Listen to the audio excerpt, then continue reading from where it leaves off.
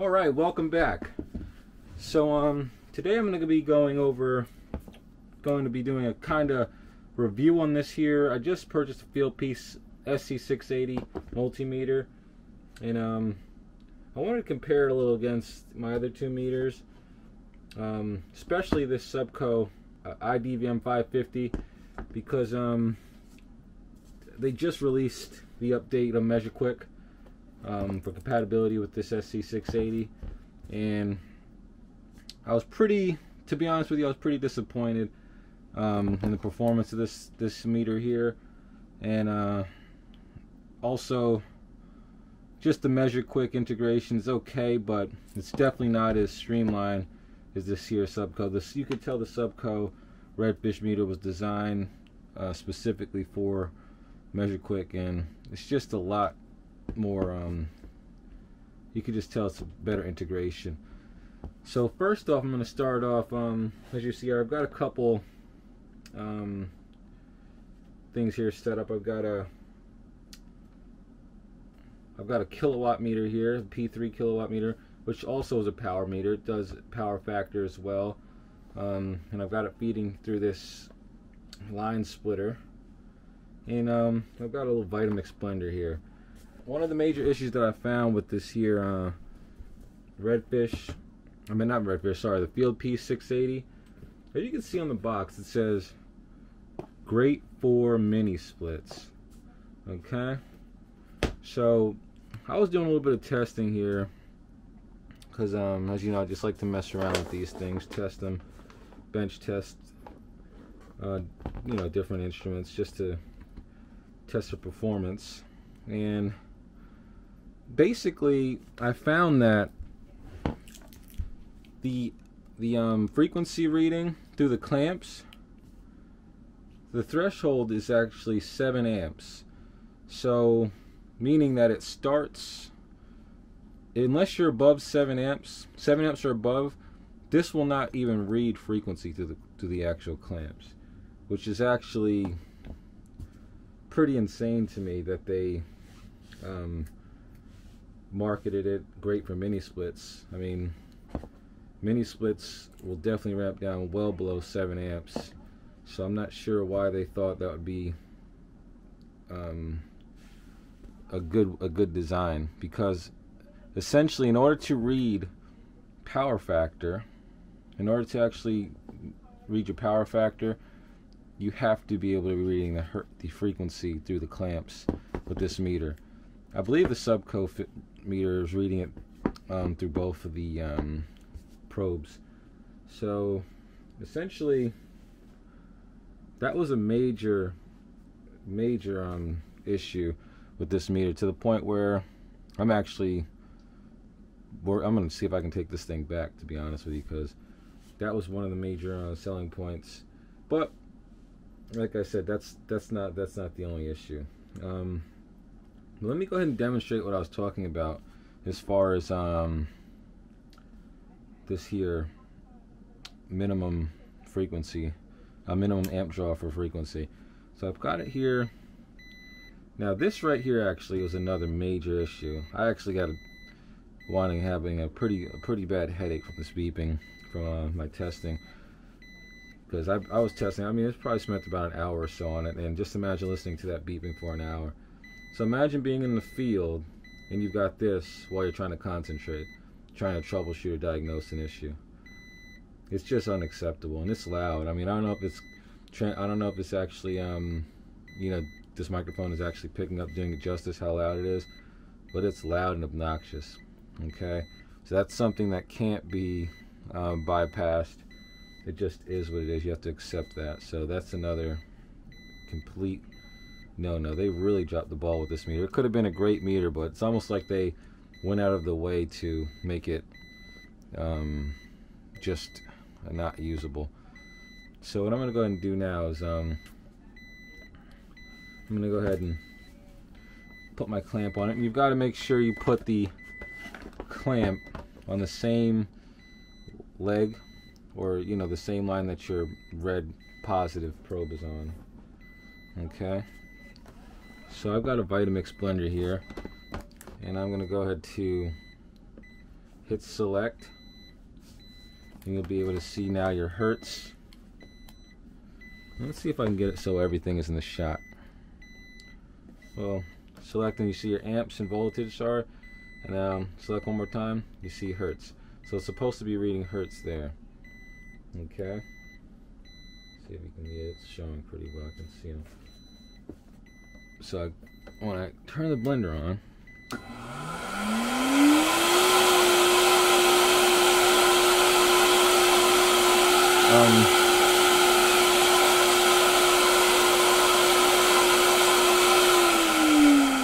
so as you can see, 0 hertz, and as you can see, it started off because you know, upon initial startup, it drew a higher amp draw than you know, the 7 amps.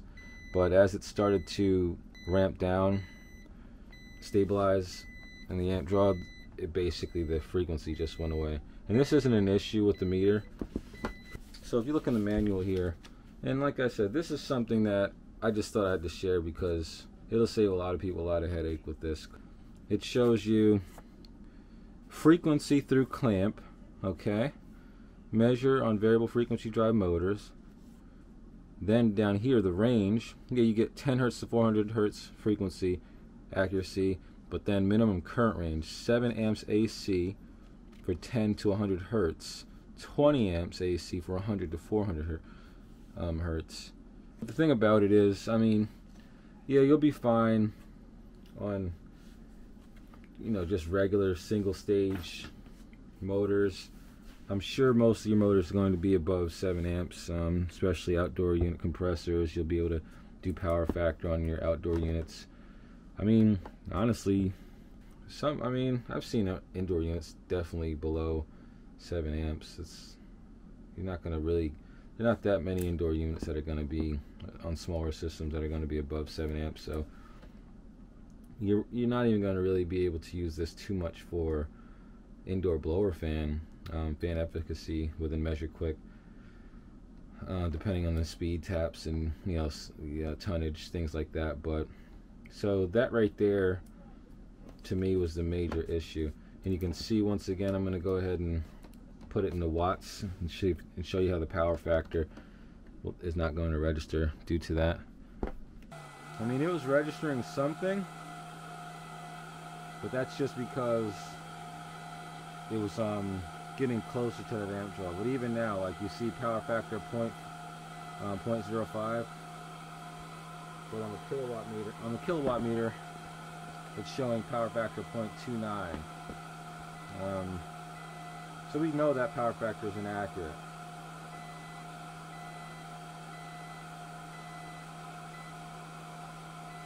And we can definitely verify that by going back to our hertz. And we see there's no frequency being generated here.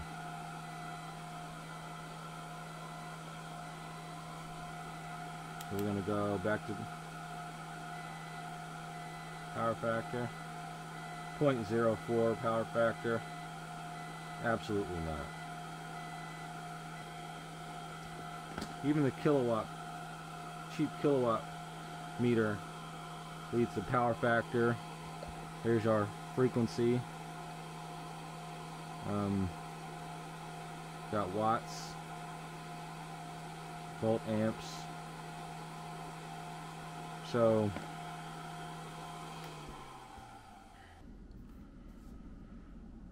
and I'm going to go ahead and use my TechLink app here. Let's go ahead and connect.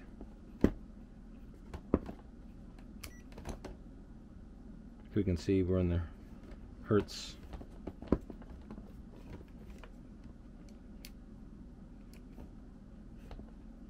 What's going on here? Connect.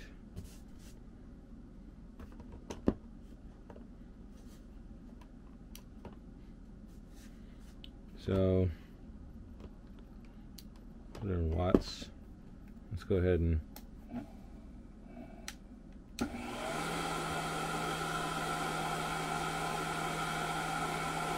so we've got about 53 watts with a power factor of 0.22.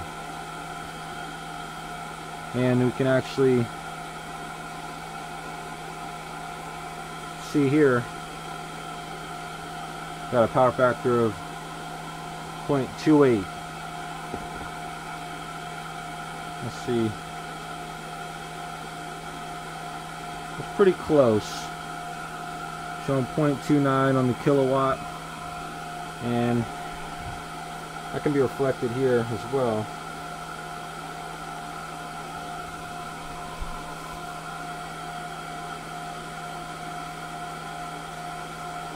Where's that power factor at? There it goes. So power factor 0.22. So essentially we can see that the redfish meter and the kilowatt are basically showing the same power factor, same amp draw. So let me cut this off. So essentially we can see that the redfish meter and this here kilowatt meter are showing the same power factor and amp draw. So that's the one I'm going to believe is right.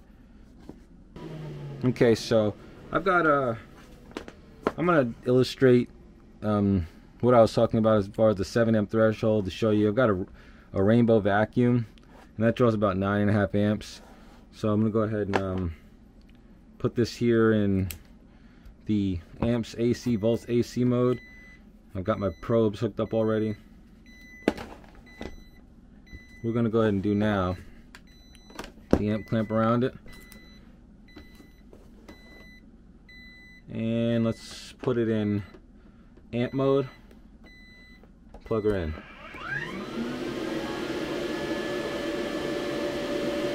So we're getting about 9.75 amps. I'm going to hit the select again, show our frequency. So about 60 hertz frequency. So we can see it's exceeded the 7 amp threshold, and that's why we're actually getting a reading. Now if we go to our watts, we're going to see a more accurate power factor. 0.70 power factor with a 80 watt 80 watts of power being drawn right now. And just to show you, we're going to go ahead and hold that, and now I'm going to show you on here.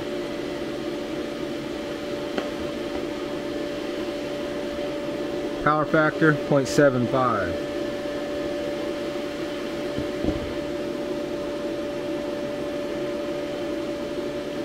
$879 watts, volt amps 1100. Oh yeah, I forgot to show you the volt amps as well.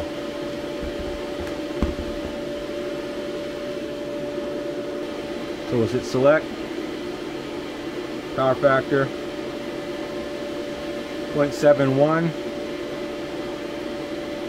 volt amps 1145. So it's a beautiful thing when it's proper. I mean, this would be, I'd almost, hold on.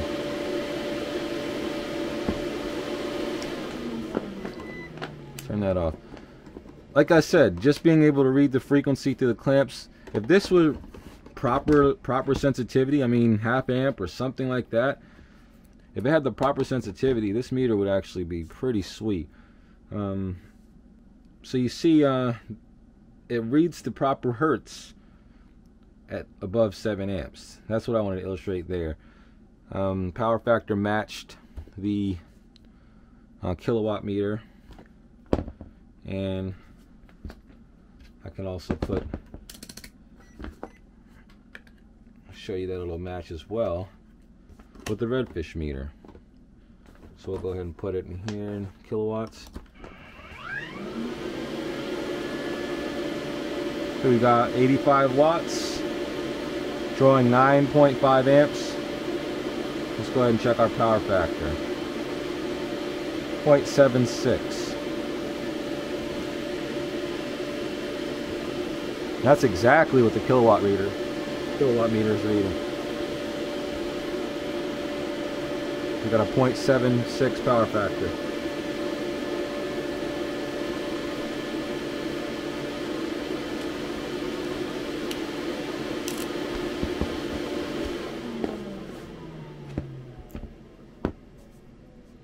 So that shows you that it definitely has to be above 7 amps in order to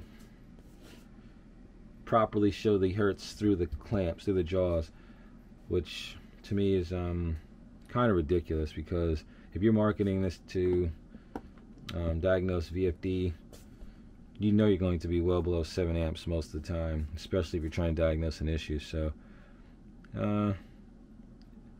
it is what it is, though. We'll see if we can get this thing returned. And like I said, I just wanted to illustrate and show the differences between these two meters. Like I said, the Supco has its flaws as well, but it's definitely a far superior meter as of right now. So my temperature probes were reading very sporadically. Like the T1 would show like between 90 and 110 degrees Fahrenheit, while the other one was showing 74. And I know it wasn't the K-type thermocouples because I tested them in my. I've got a Milwaukee dual temperature probe, dual temperature meter, and I haven't had that issue. I tried the probes in the same Milwaukee one, and it didn't do that issue. So that's another issue that I was having with it. Also, another thing I noticed as well, the inrush doesn't seem to be accurate. So if I put this here in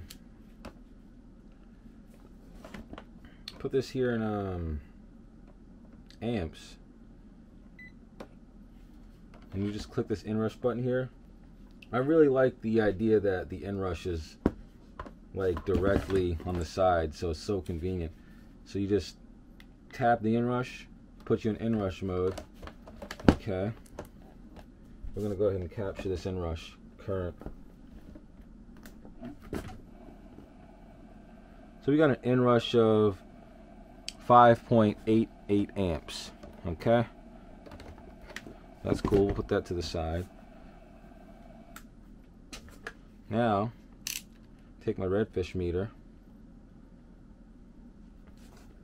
I'll even disconnect the probes and make sure everything is good. Turn the meter on and off.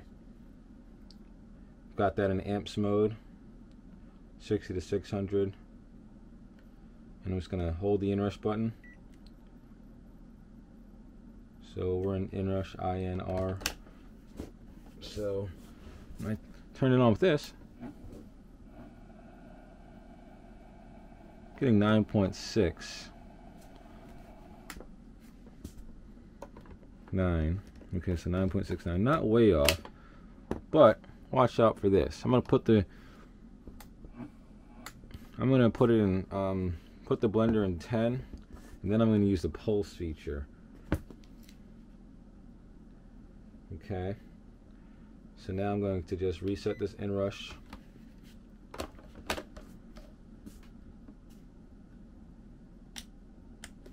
Oh yeah, oops, reset the inrush, pulse it. So we've got 10 amps. Now let's reset the inrush on the Redfish meter.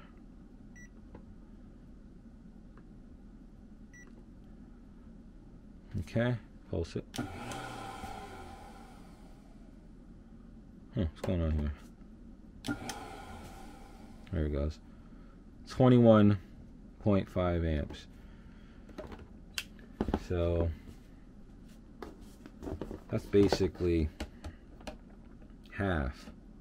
Which one is right? And just so we know it's not just a fluke, I mean, I tested this a few times, but just so you can see with your own eyes, reset the inrush. I'm just going to do a quick pulse. 10.15. Let's reset the inrush on here. back in inrush. Quick pulse, 23.99.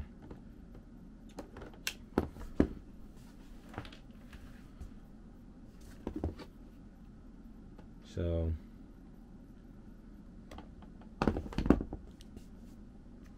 it's repeatable, same amount, same duration of time, and essentially, like I said, that's basically 50% difference.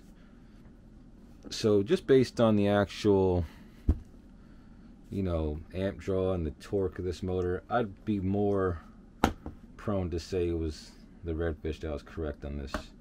That seems kind of low, 10 amps for inrush on that size horsepower motor.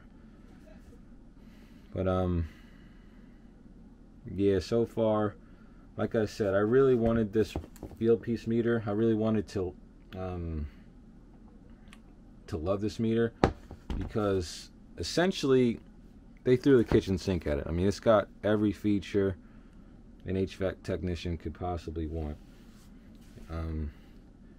You know, it's got your dual K-type probes. It's even got, and that's the main reason why I bought it, is because I've been wanting a meter that has DC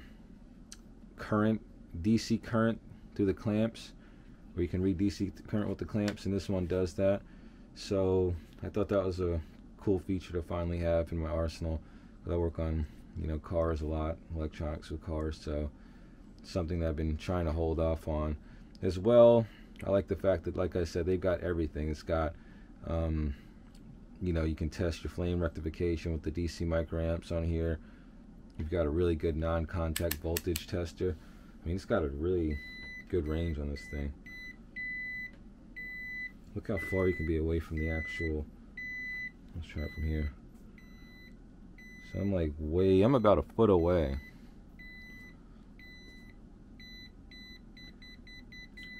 I mean, you can get, like I say, I'm about 18 inches away from it.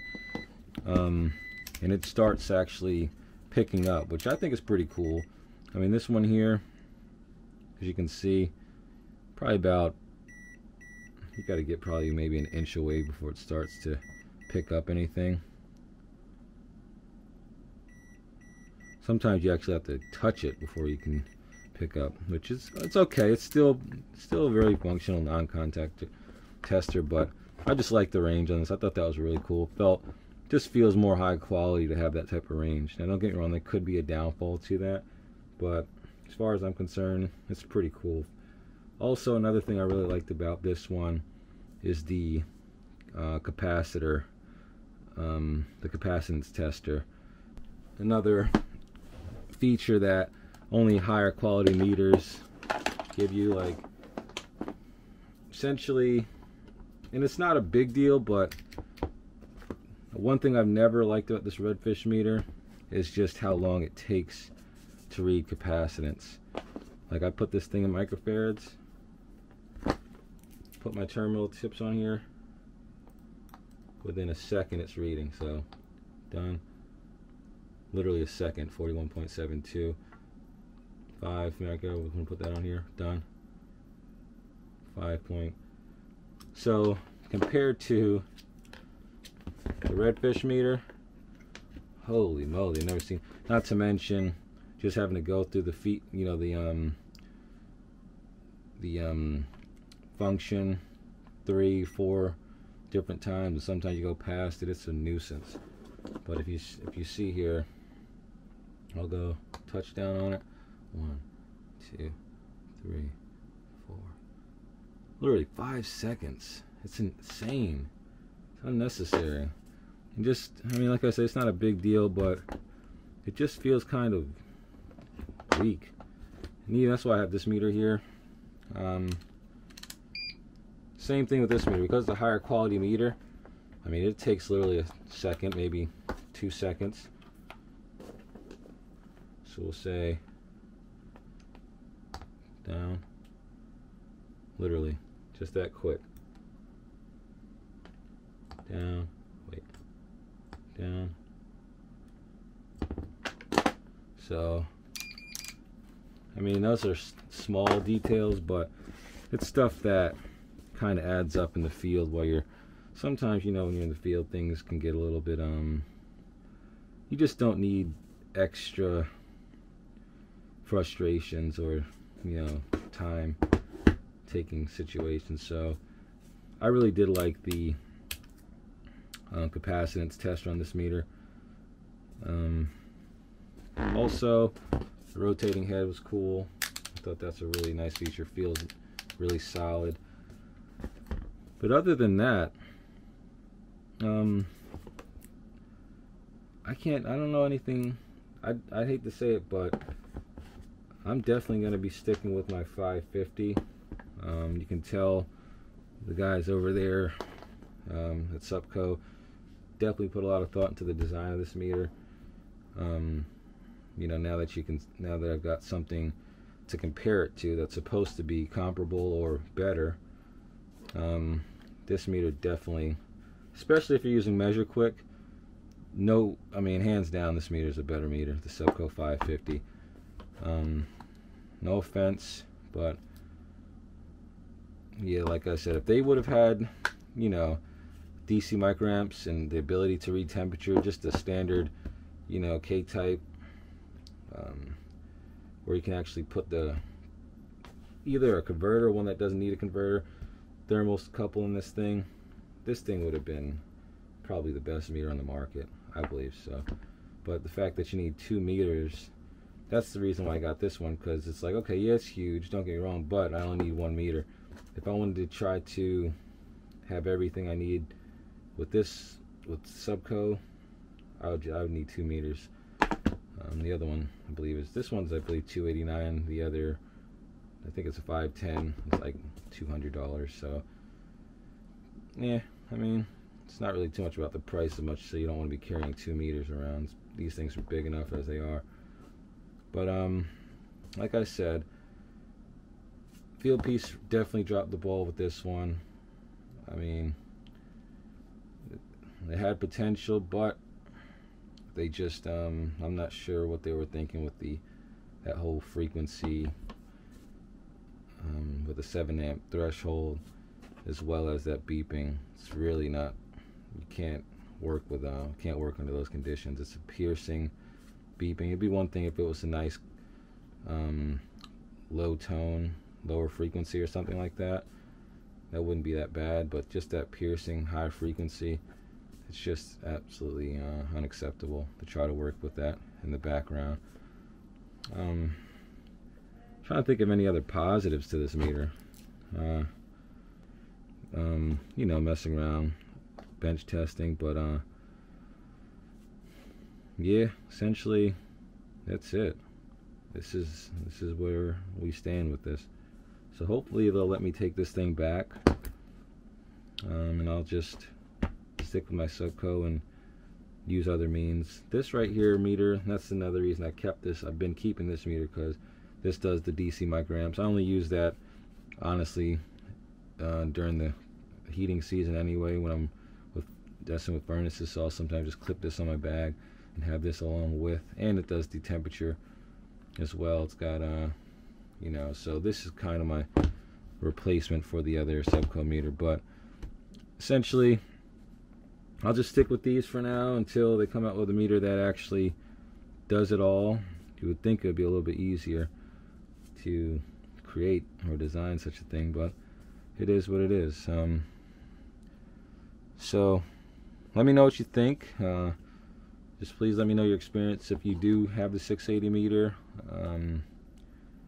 And yeah, if you like this, if you don't mind giving it a thumbs up and subscribe, and we'll catch you on the next one. Thanks.